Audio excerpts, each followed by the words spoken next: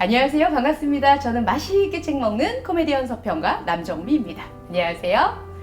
제가 있는 이곳은 서울도서관입니다. 서울도서관은 서울의 대표 도서관인데요. 2012년 개관을 해서 내 삶을 바꾸는 지식문화도시 서울을 구현하기 위해 서울의 천여 개의 공공도서관 및 작은 도서관들과 함께 정보를 제공해드리고 있고요. 독서지능 및 평생학습의 기회를 제공하고 있습니다. 서울도서관에서는 언제 어디서든 학습할 수 있는 컨텐츠를 제공하기 위해 많은 노력을 하고 있습니다.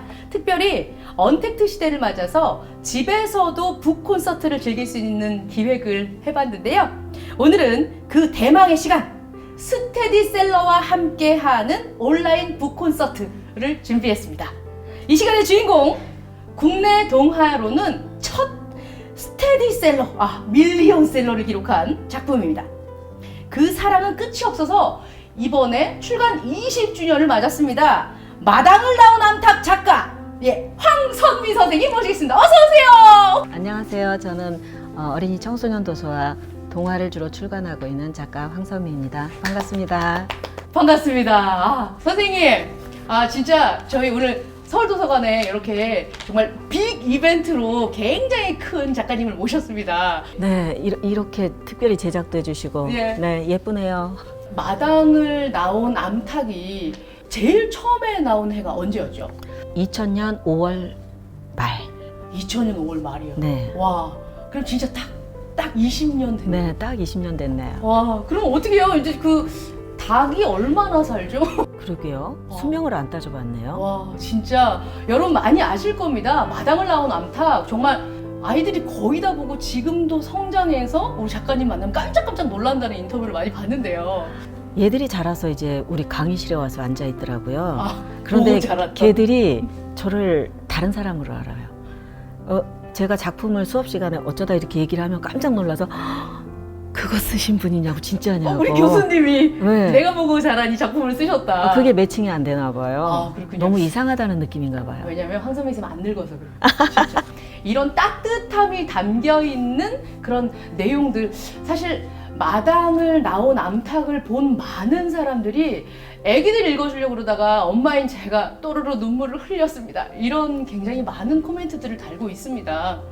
양계장에서 알을 낳는 것만 매일매일 하는 암탉, 우리 잎삭이 주인공이고요. 이 친구가 나그네와 달수라는 친구의 도움으로 마당을 나와서 이렇게 모험을 하게 되면서 프록이라는 오리를 남의 알이지만 품으면서 엄마로서의 성장하고 또 이렇게 일어나는 성장 얘기들이 담겨 있는 내용입니다. 내가 낳은 이 마당을 나온 암탉, 어떻게 평가하십니까, 선생님?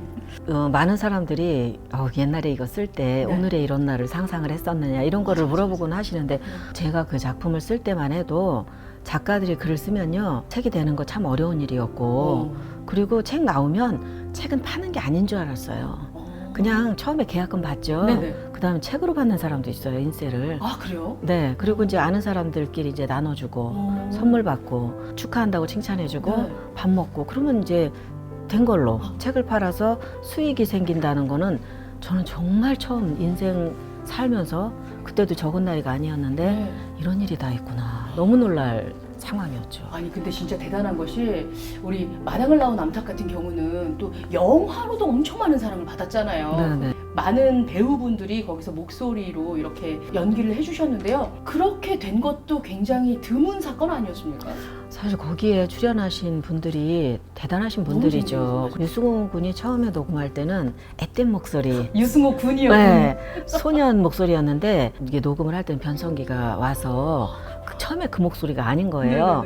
그런데 이 작품 속에 그 초록머리가 영화에서는 뭐 초록이었지만 초록머리가 어린아이에서, 그러니까 유아기 때 뭐 반항기라고 할 수 있는 그때, 그리고 이제 청소년기로 넘어갈 때 이거 그때 목소리도 변하는 거잖아요. 근데 그거하고 교묘하게 맞았어요. 일부러 한 것도 아닌데 그게 저는 개인적으로 누구도 말을 안 하는데 저는 그게 참 재밌는 일이다 이렇게 느꼈어요.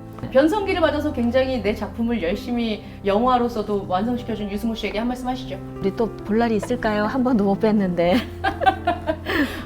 유승호 씨를 비롯해서 굉장히 많은 분들이 영화 그리고 우리 책으로 만났는데 마당을 나온 암탉이 20주년을 맞았습니다. 사실은 100년 된 책도 있고 네. 그 이상 된 책도 있죠. 20년은 사실은 숫자로 생각을 하면 얼마 안 되는 시간인데 네. 저한테는 정말 최고의 영광의 순간, 네. 너무나 기쁜 일, 감사한 일, 변함없이 독자를 만날 수 있는 책이라는 점에서 제가 감사해요. 동화를 처음에 쓰실 때 어떻게 쓰시는지 먼저 좀 알려주세요. 제일 처음에 구상을 할 때 닭을 그려야지, 뭐 어떻게 해야지, 뭐 이런 것들 다 계획을 하시고 글을 쓰시나요?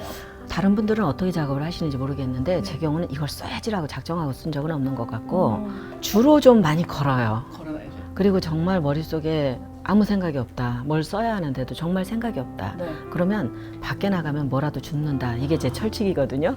많이 좀 걸어 다녀요. 그리고 네. 사람들을 많이 살펴보고 뭐 음식점 같은 데 가서 작은 거 하나 시켜놓고 그리고 사람들을 이렇게 관찰을 하다 보면 분명히 글감은 있더라고요. 자세히 보고 관심 있게 보고 네. 그런 게 중요한 것 같아요.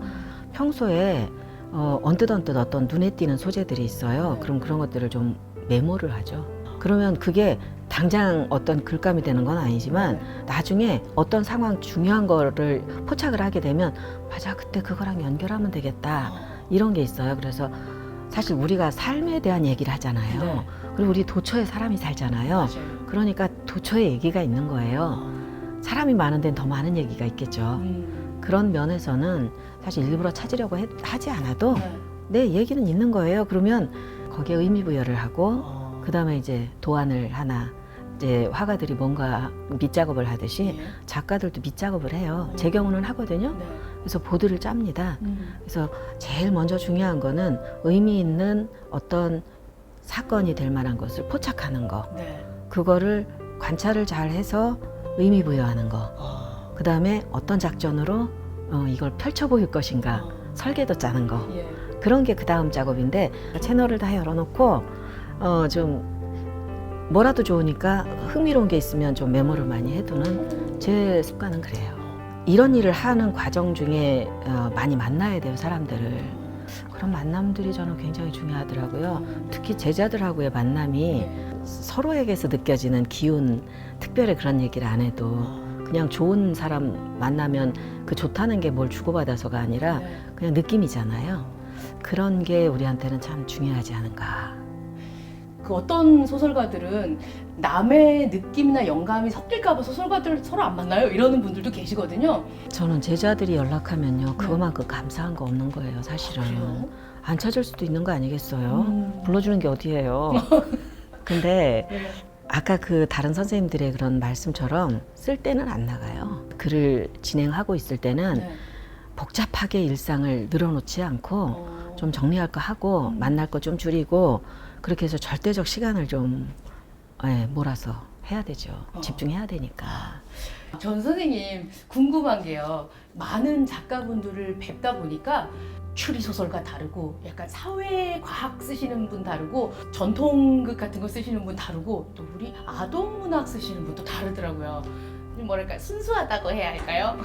본인을 순수한 건 아니에요. 아니에요? 뭐랄까 우리가 중요하다고 생각하는 것들을 많이 어필을 하는 글을 쓰다 보니까 예. 그런 것들이 예를 들어 환경이라든지 맞아. 미래 세대에 이런 상태로 하는 거에 대한 어떤 부채감 이런 것들에 대해서도 생각하고 그러니까 자연에 대한 거죠. 특히 아이들의 현실 그리고 아이들의 지금 어떤 이런 스트레스 받는 이런 것 때문에 네. 그런 거에 대한 걱정, 애들이 행복했으면 좋겠다 이런 걱정들도 또 이제 안타까운 것도 글에다 표현을 하시는 분들이기 때문에 현실 생활에서도 그런 얘기를 좀 많이 하죠. 제일 처음부터 동화 작가가 되어야겠다 이렇게 생각을 하셨었나요? 아니요, 저는 동화 작가 뭐 이런 말도 잘 몰랐어요. 그래요? 이제 어렸을 때 동화책 읽으면서도 네. 이런 거를 이렇게 구분한다 이런 것도 몰랐고 음. 뭐 책이라고 생긴 건 그냥 다 읽었으니까 네. 그런데 너무 재밌었던 게 특별히 동화책이었던 거죠. 책을 정말 좋아서 읽고 읽으면서 행복하고 그러다 보니까 나중에 좋아하는 것도 그런 거더라고요.